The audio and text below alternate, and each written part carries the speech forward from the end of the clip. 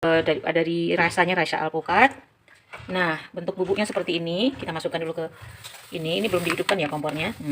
Seperti itu pudingnya. Paling gampang memasaknya. Cuman ini tidak bisa dicetak di ini.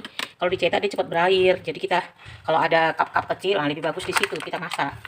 Nah, airnya 700 ml. Kita masukkan airnya 700 ml dulu. Nah, air putih. Kalau alpukat ini kita nggak perlu masukkan. Nah, masaknya seperti ini. Udah berbuih gini. Nah, baru kita matikan apinya. Cetaknya. Nah, seperti itu. Nah, udah dingin baru kita masukkan kulkas. Bisa untuk bawa anak TK untuk bekal di pagi hari.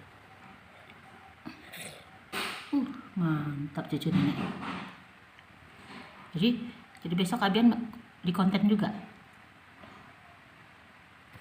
Diisap.